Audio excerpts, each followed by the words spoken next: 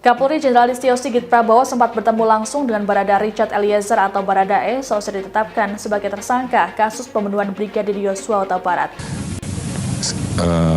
Saudara Richard yang sempat saya panggil juga. Dipanggil oleh Pak Kapolri? Ya, saya tanyakan dan dia pada saat itu menjelaskan, memperkuat skenarionya Saudara FS.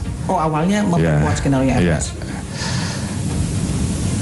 Pada saat itu, setelah kita copot beberapa orang, kita mutasi, kemudian kita tempatkan di tempat khusus 18 orang. Richard kemudian merubah keterangan. Saat itu Richard saya panggil lagi di hadapan tim sus ya. Dia menjelaskan bahwa dia mau merubah keterangannya karena pada saat itu yang bersangkutan dijanjikan oleh Saudara FS bahwa kalau Richard mau membantu menjelaskan perannya sesuai dengan skenario awal yang terjadi tembak-menembak itu, dia akan dilindungi, kan begitu? Oleh FS? Oleh FS. Namun faktanya kan pada saat itu si Richard kita tetapkan sebagai tersangka. Oke. Sehingga kemudian dia sampaikan ke saya, Pak, saya tidak mau dipecat. Saya akan bicara jujur, kan begitu. Jadi ini memang melalui proses yang cukup panjang. Dari situ kemudian dia membuka awal bahwa saat itu dia melihat FS memegang senjata dan menyerahkan ke dia. Tapi berikutnya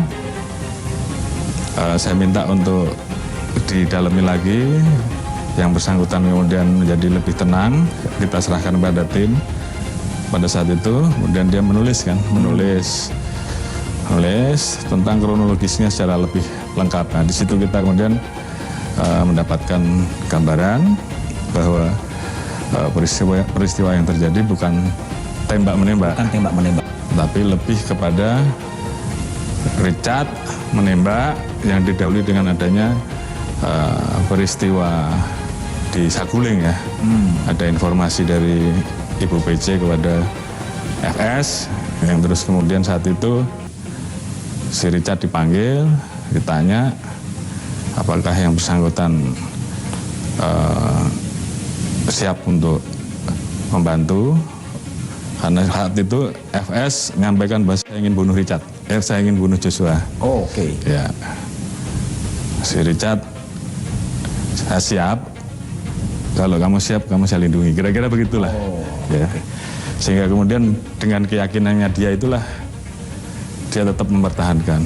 Berubah pada saat kemudian Richard kemudian ditetapkan tersangka. Dalam pertemuan tersebut, Baradae menyampaikan pada Listio Sigit bahwa dirinya tak ingin dipecat. Baradae berjanji kepada Kapolri bahwa ia akan menyampaikan keterangan yang jujur. Hal ini disampaikan oleh Kapolri Jenderal Listio Sigit dalam wawancara di Kompas TV seperti dilansir oleh Kompas.com Rabu 7 September. Kapolri menceritakan setelah Baradae jadi tersangka, ia kemudian memanggil ajudan Ferdi Sambo itu. Menurut Sigit, kala itu Richard sempat memberikan keterangan yang menguatkan skenario Ferdi Sambo. Namun pada pertemuan kedua dengan Kapolri, Richard mengubah keterangannya. Sigit menjelaskan alasan Richard memberikan kesaksian pertamanya karena dijanjikan diberi perlindungan oleh Ferdi Sambo.